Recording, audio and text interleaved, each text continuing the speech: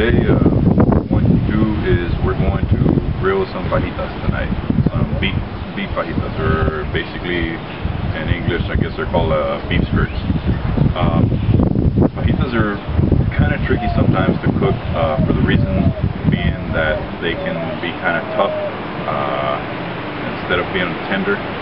What I usually do is I buy the fajitas that are marinated in a bag. If you're buying fajitas or beef skirts that are not marinated, the best thing to do is to clean them up. Make sure that you take the membrane off the back. That way when you're cooking them, that membrane is what keeps that meat real hard and real rough, chewy, real tough. Also, a lot that has to do with it too is the way that you cut the fajita as well. So what I'm going to do here is I'm going to actually go through the way that I set up my grill, because I know a lot of people don't know, maybe might not know how to grill. So this will probably be just kind of like a little grilling 101 for everybody. What I'm going to do is I'm going to go ahead and start up by putting the charcoal in.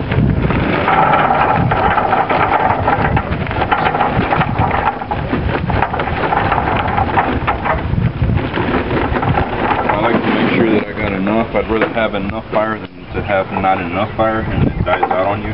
What I like to do is kind of mount it up all, make like a little pyramid in the middle. I usually use mesquite or mesquite wood instead of briquettes like the Kingsford that I have here. The only reason I have the Kingsford is because they had it on sale over at Home Depot. There was 2 bags of 20-pound bags for $10. Couldn't go wrong with that. So what I'll do now is I'll go ahead and I'll add the lighter fluid. There are some people that don't add lighter fluid. They use those kind of like these weird looking funnel things and newspaper or whatever. Well, I use lighter fluid. And a lot of people might say, oh, the lighter fluid, you get the taste of the lighter fluid in the meat or whatever. No, you don't. If you burn the charcoal long enough and you burn it right, then you won't get the lighter fluid taste in it. What I like to do is I'll use about a quarter bottle, depending how much charcoal I have.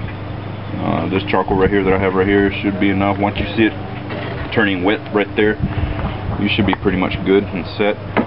What I like to do is to let it set a little bit so that it can soak in the lighter fluid into the actual charcoal itself, because if you just put the lighter fluid on and then you spark it up, what happens is you didn't let it soak into the actual charcoal, so the fire is going to turn off on you like really quick.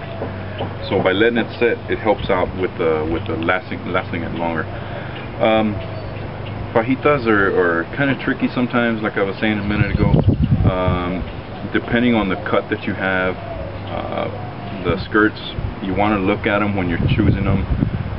Look at the packs. Most of the time they'll always hide the fat part towards the bottom and everything. Clean them up, take that membrane that I'm talking about off of it, and you should have some good fajitas. Also, what makes a big difference is the way that you cut them. If you have the skirt coming out like this and you have the way the meat is vertical like this, what you want to do is you want to cut it horizontal. Don't cut it vertical with the meat strands the way that they're going across this way, because then you end up getting strands of meat and it's hard to actually try to break them off and eat it. If you cut it horizontal, then you're cutting with the across the grain of the meat, and it makes it a lot tender and a lot better, which I'll go ahead and I'll show you later on tonight.